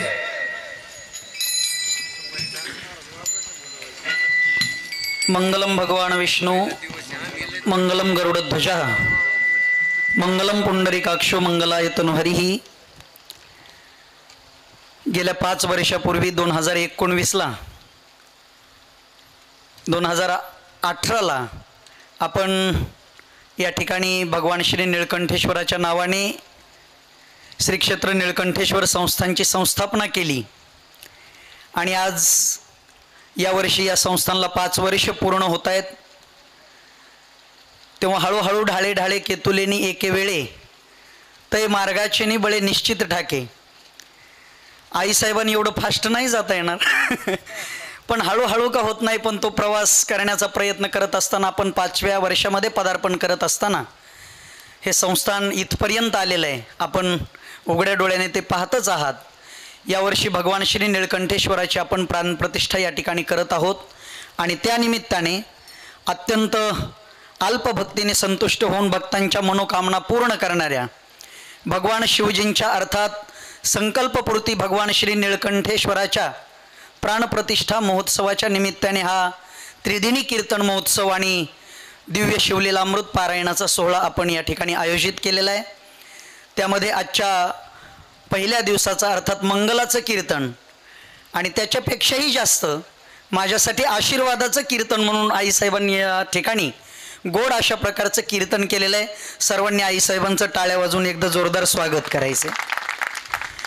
खरं सांगू का, मला अगोदर असं वाटायचं की म्हणजे ताईंना आईसाहेब का म्हणत असतील, पण मी जेव्हा इकडे मला ते वेगळं वाटायचं थोडंसं आल्यानंतर, पण जेव्हा मी त्यांच्या संस्थांवरती गेलो, त्या परिसरामध्ये गेलो, कीर्तनाच्या निमित्ताने काही प्रवचनाच्या माध्यमातून काही कथेच्या माध्यमातून जाण्याचा योग आला, तर त्या परिसरातल्या लोकांनी मला त्याचा अर्थ सांगितला. ते म्हणे महाराज आईसाहेब 27 वर्षापासून परमार्थामध्ये आहेत आणि आईसाहेबांच्या पाठीमागे सामान्यांचा आशीर्वाद नाही, तर पूज्य संत भगवान बाबा आणि भगवान बाबांच्या गादीवरती जे पूज्य संत आदरणीय भीमशिंह महाराज होते, तर भीमशिंह महाराजांनी आईसाहेबांना गादीवरती बसवलेलं आहे. म्हणजे ज्या शरीराला किंवा ज्यांच्या कर्तृत्वाला भीमसिंह महाराजांसारख्याच स्पर्श झाला ते व्यक्तिमत्व काही सामान्य नसणार आहे. आणि त्यांनी त्यांच्या कालखंडामध्ये, त्यांच्या 27 वर्षाच्या अध्यात्मातल्या कालखंडामध्ये अनेक अनाथ मुलींना सांभाळलं, अनेक अनाथ मुलांना सांभाळलं, कित्येक मुलींचा विवाह करून दिला. काही काही अडचणी येतात, प्रॉब्लेम येतात लग्न होण्यासाठी, जुळण्यासाठी, मग कुठे जायचं, तर काही काही लोकांच्या ओळखी नसतात, पाहुणे कमी असतात. आईसाहेबांचा दरबार कायम खुला आणि तिथं गेल्यानंतर कोणाचंच लग्न राहत नाही बरं का आगे महाराज. म्हणजे कोणाचं असलं जुळत नसलं तर काही जायला हरकत नाही. जवळ कित्येक अनाथ मुलींचे विवाह त्यांनी लावून दिले. आजही त्यांच्याकडे कितीतरी अनाथ मुली राहतात. त्यांच्या शिक्षणाचा खर्च, त्यांच्या राहण्याचा खर्च स्वतः आईसाहेब करतात आणि त्या माध्यमातून ते संस्थान चालतं. त्यांचं खरं तिथं संस्थानला गेल्यानंतर पाहण्यासारखं जर काय असेल तर त्यांचं आसन पाहू नका, त्यांचं राहण्याचं ठिकाण पाहू नका, एखाद्या वेळेस मंदिर नाही पाहिलं तरी चालेल, पण आईसाहेबांनी जे ग्रंथालय निर्माण केलंय, पुस्तकालय निर्माण केलंय, अवश्य तिथं जाऊन ग्रंथालय पहा. इतके ग्रंथ आहेत की कुठच्याच ग्रंथालयात सापडणार नाहीत. त्या आईसाहेबांच्या ग्रंथालयात ग्रंथ आहेत आणि ते सगळे तरुण त्या भागातले त्याचा लाभ घेतात, तिथं वाचतात. UPSC MPSCचे मुलं सुद्धा तिथून पुस्तकं नेतात, वाचून परत आणून देतात. एवढं मोठं दिव्य कार्य त्यांचं आहे.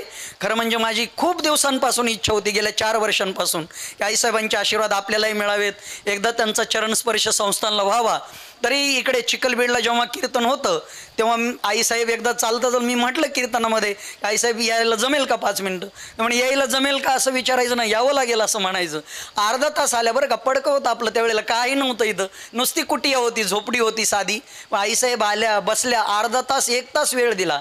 आणि आत्तापर्यंत त्या जगासाठी मला आई वाटत होत्या, पण आता आमच्यासाठी सुद्धा आई वाटतात. कारण इथं आल्यानंतर तेव्हाही मला त्यांनी विचारलं की महाराज जमीन कुणाची आहे, राहता कसं, जेवता काय, हे आईशिवाय दुसरं कोणी विचारित नाही बरं का. बाकीचे लोक विचारतात किती पैसे जमले, पण आई विचारत असते खाल्लंस का पोटाला, खाण्याची सोय कशी, राहण्याची सोय कशी आहे, लाईट आहे का, झोपतो कुठं, राहतो कुठं, हे फक्त आईचं अंतःकरण विचारू शकतं. म्हणून त्यांना भीमसिंह महाराजांनी दिलेली पदवी, सर्व साधू संतांनी मिळून दिलेली पदवी किंवा सर्व समाजाने मिळून दिलेली पदवी, आईसाहेब ही पदवी सार्थकी आहे. म्हणून त्या समाजाच्या लोकांच्या आणि सर्व साधू संतांच्या आणि आमच्यासारख्या तरुण या वारकरी संप्रदायामध्ये येणाऱ्या सर्व तरुणांच्या आईसाहेब आहेत. आईसाहेब आपण या ठिकाणी आलात, जीवनाचे सूत्र, जीवनाची पद्धती आम्हाला समजून सांगितलीत. मनगटामध्ये ताकद असली पाहिजे, हृदयामध्ये ताकद असली पाहिजे, आत्मबल किती महत्त्वाचं आहे, अशा अनेक विषयांवरती आपण चिंतन केलं, आम्हाला आशीर्वाद दिलेत. हे आपले आशीर्वाद आम्हाला येणाऱ्या अनेक काळापर्यंत, अनेक वर्षांपर्यंत टिकून राहतील आणि उत्तरोत्तर आमच्या प्रगतीमध्ये भर टाकत राहतील. अशा प्रकारची एक आशा, अपेक्षा आम्हाला आहे. आपण या ठिकाणी आलात आणि मीराबाई संस्थांचे आशीर्वाद आमच्या पाठीमागे उभे केलेत.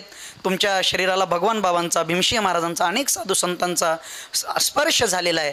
तुम्ही त्यांच्या चरणावरती डोकं ठेवलेलं आहे. तुमच्या चरणावरती आम्हाला डोकं ठेवायला मिळालं. साक्षात भगवान बाबा भीमसिंह महाराज आम्हाला तुमच्या रूपाने भेटले, अशा प्रकारची भावना आमच्या अंतःकरणामध्ये आहे. उद्या सकाळी या ठिकाणी ज्या पद्धतीने आपण शिवलीला अमृताचं पारायण केलं, ते पारायण उद्या सकाळी 8 ते 10 या वेळेमध्ये होईल. 10 वाजता 9 वाजल्यापासून पुढे जवळजवळ 5 वाजेपर्यंत मूर्ती प्राणप्रतिष्ठेची पूजा चालणार आहे. त्यामध्ये अयोध्येची प्राणप्रतिष्ठा ज्यांच्या हाताने झाली, मोदीजींना स्वतः पूजा सांगायला जे होते ते बीड जिल्ह्यामधले 2 ब्राह्मण काका होते, त्यामध्ये बीड जिल्ह्याला तो सन्मान मिळाला होता. त्यामधले वेदमूर्ती श्री अक्षयजी रत्नपारखी, जे अयोध्येची राम मंदिराची, प्रभू श्रीरामाची मूर्ती प्राणप्रतिष्ठा करण्याचा मान ज्यांना मिळाला होता, त्यांच्या नेतृत्वामध्ये ही पूजा चालणार आहे. इतके उत्कृष्ट मंत्र, अतिशय शास्त्रशुद्ध पद्धतीने स्पष्ट उच्चार आणि जीवनाचं कल्याण करणारे मंत्र त्यांच्या मुखामधून आपल्याला ऐकायला मिळणार आहेत. अनेक जोड्या या पूजेसाठी बसलेल्या आहेत. ज्यांना बसणं शक्य झालं नाही त्यांनी पूजा ऐकण्यासाठी थांबावं. जे पूजेला बसलेले आहेत त्यांनी विधिवत पूजेचा संपूर्ण हा विधी पूर्ण करावा आणि भगवान श्री निळकंठेश्वराला प्राणप्रतिष्ठित करण्याचं सद्भाग्य आपल्या सर्वांना लाभतंय. म्हणून आपण सर्वजण या ठिकाणी आलात. आपण अनेक लोकांना बाकीच्यांनाही सांगा की उद्या प्राणप्रतिष्ठा आहे, दिवसभर तो विधी चालणार आहे.